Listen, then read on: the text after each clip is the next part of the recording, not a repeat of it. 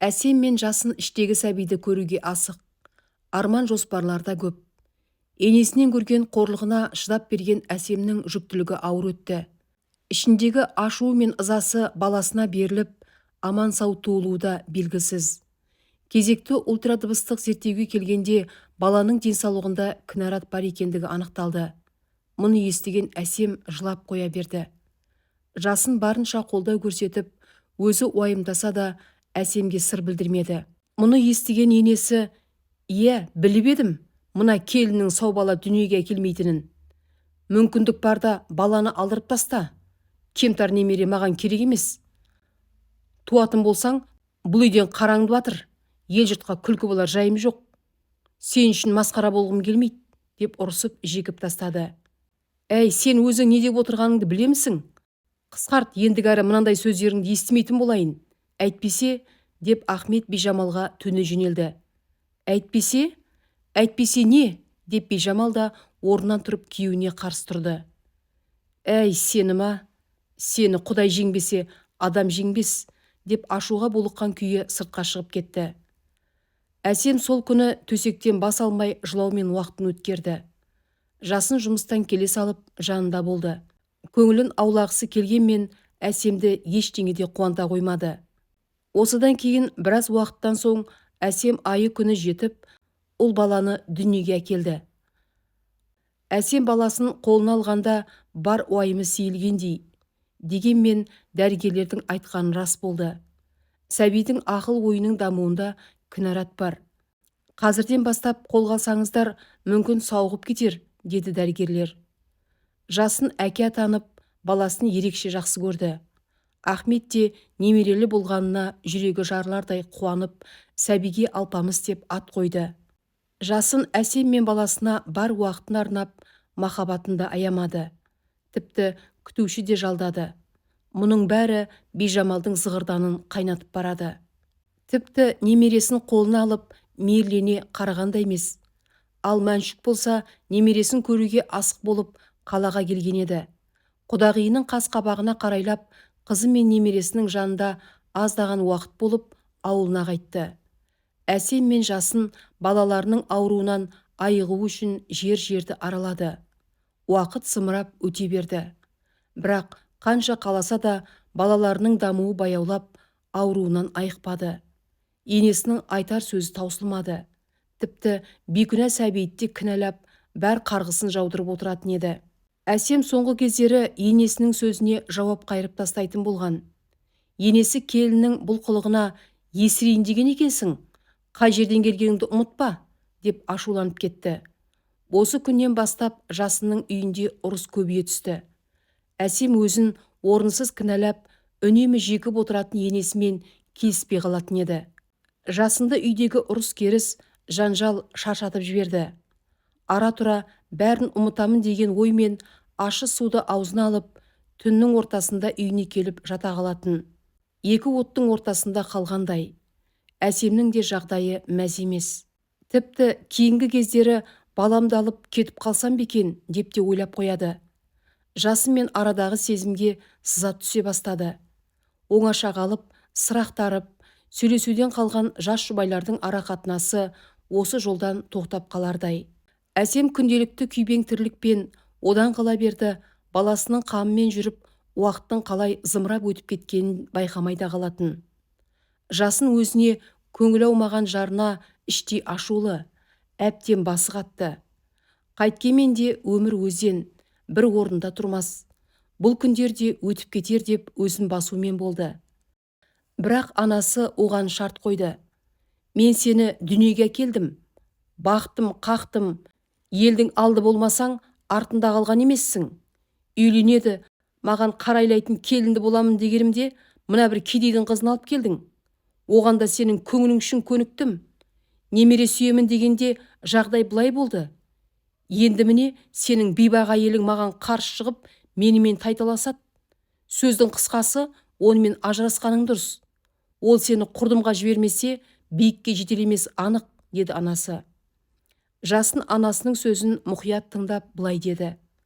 «Анашым, сізге өмір бойы қарыздармын. Барлығы үшін алғысым шексіз. Қазір ешбір жанға оңай болып жатқан жоқ. Ашулысыз білемін, бірақ жағдай реттеледі. Әсемнің жағдайы да мәз емес. Ажыраса алмаймын, себебі шын сүйемін, онсыз өмір сүре алмаймын. Басыңды айналдырып алған сол, айтқанын не кетпейсің. Ажырас деймін, әйтпесе өзім-ақ қуып шығамын, деді анасы ашуланып. Жасын анасына ештеңе деместен бөлмеден шығып кетті. Қайтсем де анам мен әйелімнің қарым-қатынасын дұрыс жолға қоямын деген ниетпен отбасылық кеш ұйымдастырып, гүл шоқтарын сыйлап, бір үйдің қос аруын қуанышқа бөлегісі келсе де, олардың арасындағы кикілжің басыла қоймады. Әсем жасының қиналғанын жанарынан ұғып-ақ жүр. Енесінің сөзін елемеуге тырысса да қолынан келер емес.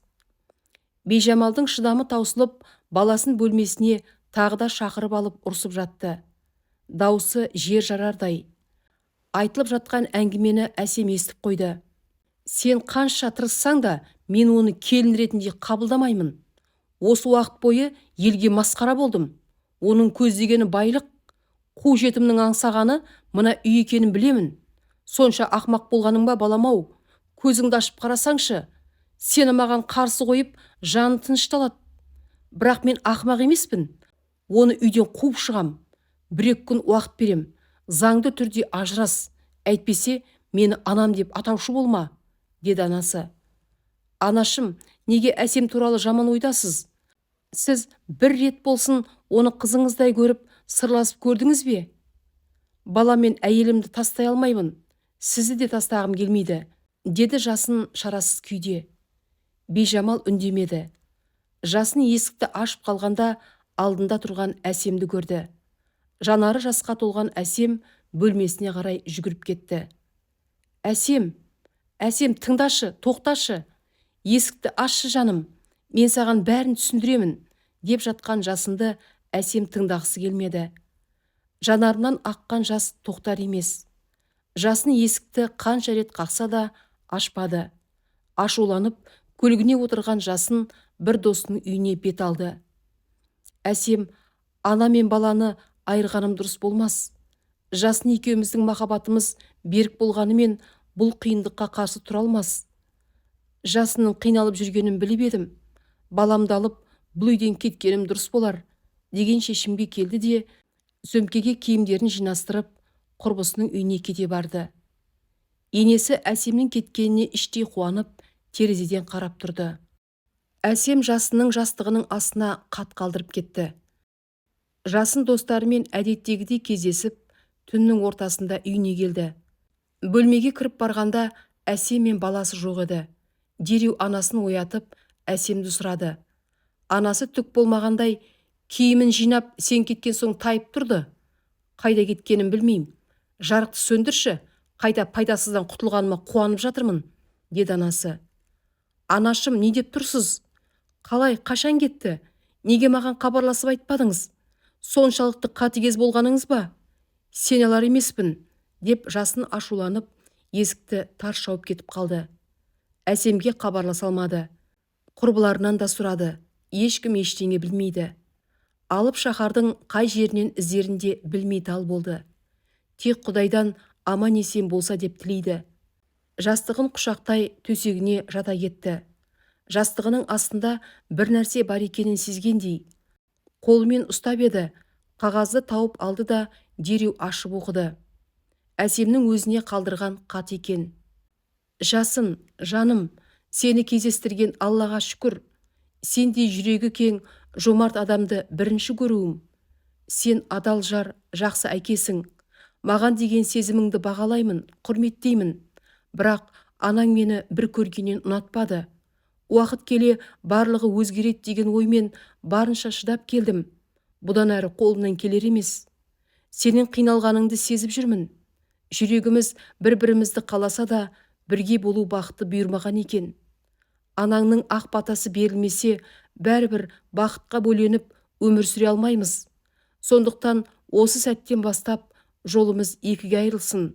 Бақытты бол, деп жазыпты хатында Әсем. Оқып отырған Жасын жылап жіберді.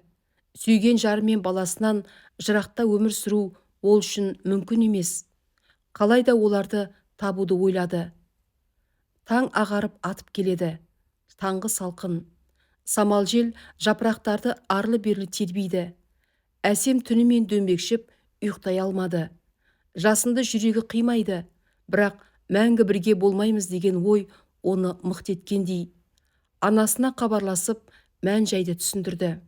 Жалғыз өзің баламен қалада қалай өмір сүресің, қызым-ау? Ауылға кел, үйің бар, сені әрдайым қолдайтын анаң бар, деді Мәншік. Жоқ, анашым, қалада тұрамын. Екі оғылға бір күрек демекші, жұмыс табылар. Әзірше құрбымның үйінде тұрақтадым. Алаң болмаңыз, анашым. Тек үмітіңізді ақтап, жақсы келін атана алмадым, ренжімеңіз, деді Әсем. Анасы барынша қолдау білдіріп жатты. Жасын таң ата Әсемнің құрбысының үйіне келді. Есікті ашқан құрбысына бой берместен, Жасын үйге кіріп барды. Әсем мен баласының амандығына қуанып ақ тұр. Қайта оралады деген сенімі мол еді. Әсем, осында екенсіңдер ғой, іздемеген жерім қалмады. Маған айтпай кетіп қалғаныңа жол болсын. Қане жүріңдер, үйге қайтайық, деді Жасын. Тыңдашы, Жасын, бұл өмірдің бізге жасайтын тосын сыйы көп екен. Жүрегіміз бір болғанымен бірге бола алмаймыз. Саған анаң, я болмаса мен деп таңдау жасатқым келмейді. Анаңа қарсы шығу, Құдайға қарсы шығумен тең. Сондықтан екі бөлек кеткеніміз жөн. Барлығымыз үшін бұл дұрыс шешім деп ойлаймын. Саған алғыстан басқа айтарым жоқ, деп сөзін аяқтады Әсем. Жоқ, мен келіспеймін. Бәрі жақсы болады. Тек сен үйге оралсаң болғаны. Сендерсіз өмір сүре алмаймын. Өтінемін жаным, үйге қайтайық. Барлығы бұрынғы қалпына келеді. Аздаған уақыт шыдамды болайық, деді Жасын. Анаң менімен ажырас деді емес пе? Қанша қалағанымызбен тәтті өмірдің дәмі бізге бұйырмаған екен. Ендігәрі кездеспегеніміз дұрыс болар, деді Әсем дірілдеген даусымен. Жасын Әсемді көндіре алмайтынын түсінді. Басы салбыраған күйі үйіне қайтты. Мәншік қызының жағдайын уайымдаумен болды. Не де болса, қызының жанында болып, немересін қарауға қалаға келді. Әсем күндіз оқуында, түнде курстық жұмыс жазып ақша тауып жүрді. Жасынның жағдайы да мәз емес. Әсем мен баласына қарайласып, бір бөлмелі пәтер алып берді. Сол үйде Әсем, анасы, баласы үшеуі тұрды. Қанша сағынса да бірге болмайтын ғашықтар күйбен тірлікпен өздерін алдағандай. Жасын мен бөтен адамша сөйлеседі. Жылы қабақ танытқанымен бұдан түк шықпайтынын біледі. Арада бір шама уақыт өтті. Бижамал баласының Әсеммен ажырасқанына қуанды. Баласына бай бақуатты отбасының қызын келін етемін деген ойы бар. Соңғы кездері үйлен деп баласын қыспаққа алуда.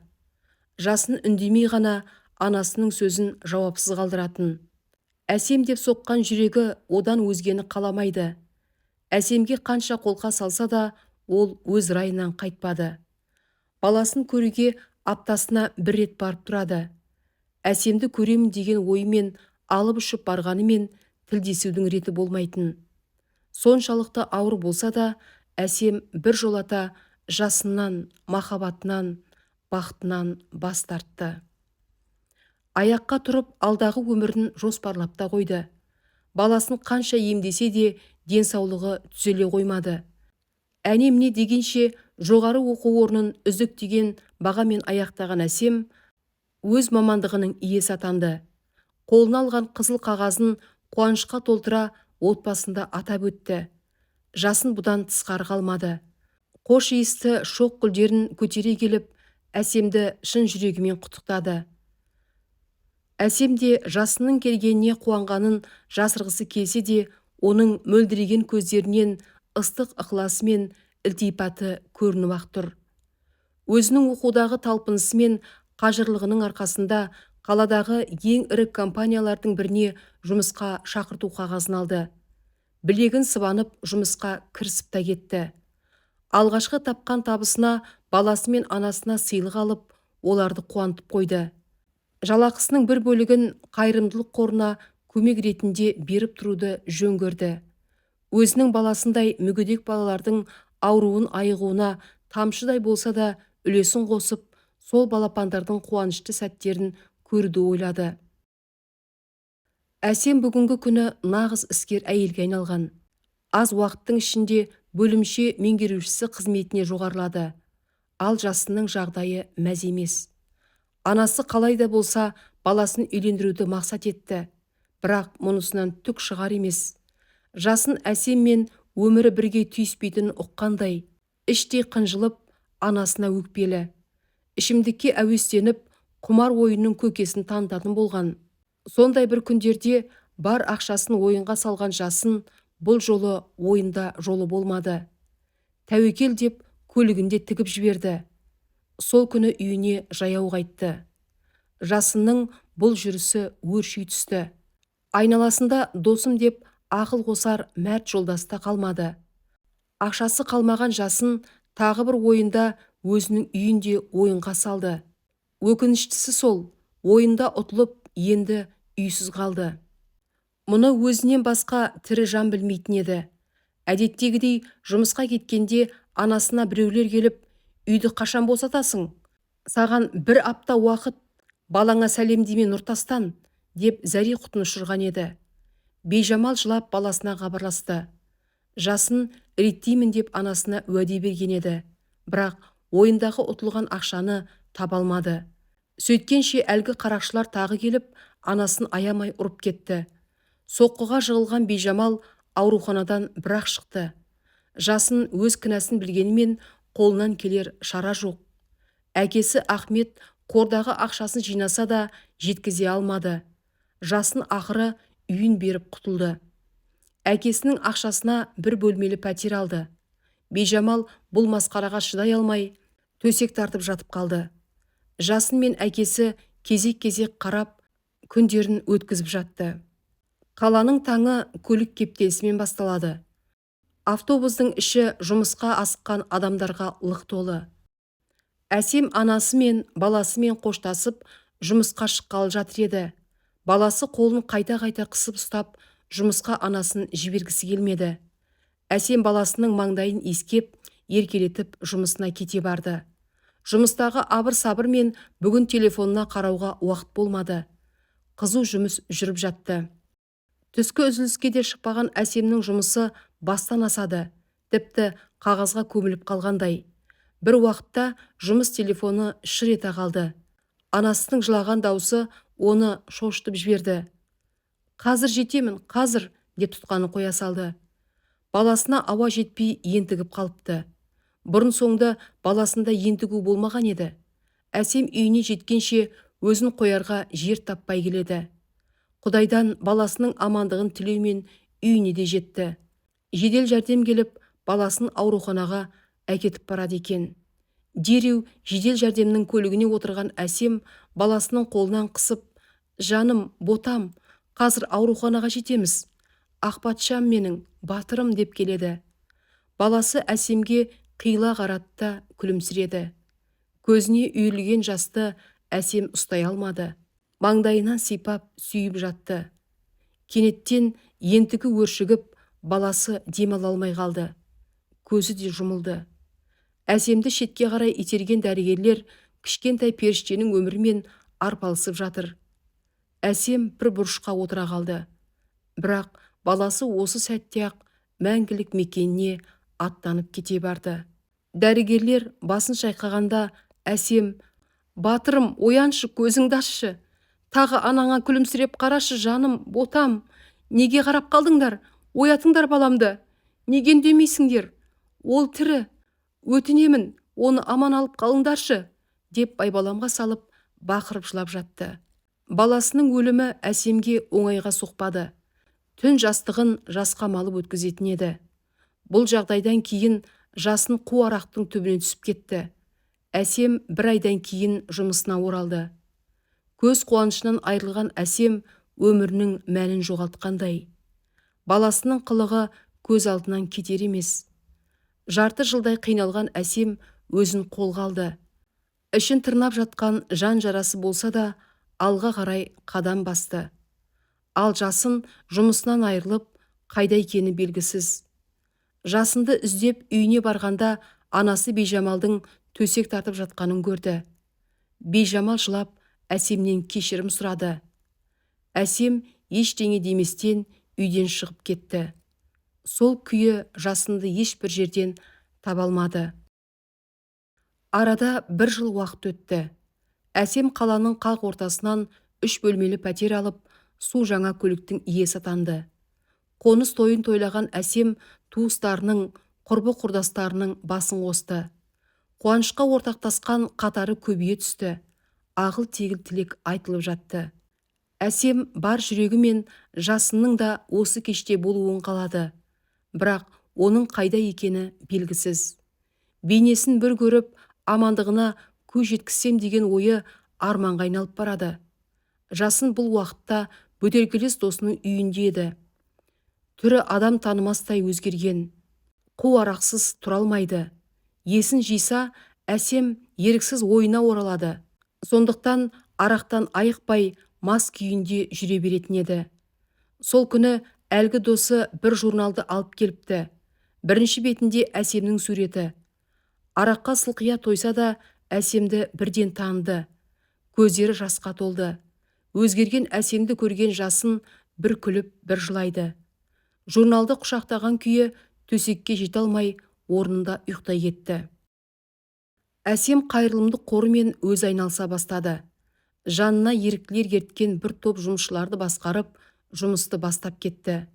Жаңа кеңсенің ашылу салтанатына Әсем жол кептелісінен жете алмай келеді. Телефонына тыным жоқ. Көмекшілері қоңырау шалып жатты. Бағдаршамның қызыл көзіне жүріп кеткен Әсем жүк көлігімен соқтығысып қалды. Әсемнің көлігі 2-3 аударылып түсті. Әсем болса бірнеше метр жерге ұшып кетті. Жедел жәрдем, полиция қызметкерлері, көшедегі арлы-берді жүріп жатқан адамдар оқиға орнына жиналып қалды. Жедел жәрдем мен ауруханаға жеткізілген Әсемнің жағдайы нашар еді. Телефон тұтқасын алмаған қызын уайымдаған анасына полиция қызметкерлері қоңырау шалып, Әсемнің жағдайын жеткізді. Ауруханаға келген Мәншүктің уайымнан аяқ қолы дірілдеп тұр. Дәрігерлер операция жасауға қамданып жатқанда Әсемнің тыныс алуы нашарлап кетті. Бұл уақытта Әсем басқа әлемде еді. Көзінің алдында басынан сипап, айнала толғана еркелетіп отырған апасының бейнесі. Былдыр етіп сөйлеген кезі болса керек. Үйдің айналасында ойнап жүр. Апасы бәр дәмдіні аузына тосып, «Жей ғой ботам, қарның ашып қалмасын» деп отыр. Бір мезетте апасы ғайып болды. Одан кейін күле қарап, құшағын жая қарсы алып, бетінен сүйгіштеген Мәншүкті көрді. Мәншүкті қысып құшақтап, шәлі сыйлағаны суреттей көз алдынан өтіп барады. Алғашқы махаббаты, ғашығы, жасынмен өткен әрбір бақытты сәті де суреттелді. Тым бақытты шағы. Махаббат мекенінде мәңгі жүзген аққудай қол ұстасып тұр. Әсем күле жымия қарап, өткені көз алдынан киносуреттей өтті де, бұл өмірдегі соңғы демі таусылып, о дүниеге кете барды. Дәрігерлер кеш қалдық дегендей бастарын ұстай, Әсемнің бетін ақ матамен бүркеді.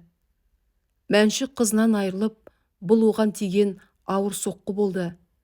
Әсемнің жаназасы шығарылып, ағайын туыс, дос жаран оны ақты сапарға шығарып салды. Бірақ оны соңғы сапарға шығарып салуға жасын келмеді. Тіпті бұл жағдайдан бейхабар еді. Бүгінгі күні Әсемнің бастамасымен құрылған қайырымдылық қоры жұмысын жалғастыруда. Өзі өлсе де, оның аты мәңгілікке қалды. Жасынның да ғұмыры ұзақ болмас. Арба сүйреп күнелтіп жүрген жайы бар. Ақшасы бір шөлмек арақ пен нанға жетсе болғаны, соған қанағат тұтады. Ал Бижамал мен Ахметті қарттық басып, өздеріне қарайтын шамалары келмей, қарттар үйіне жөнелтілген еді. Бижамал өзі тұрып жүрер жайы жоқ. Келініне жасаған қиянатын әрбір сәтте еске алып өкінеді. Қос ғашықтың отбасын ойран еткеніне күйінеді. Алла тағала жазасын осы өмірде бергендей.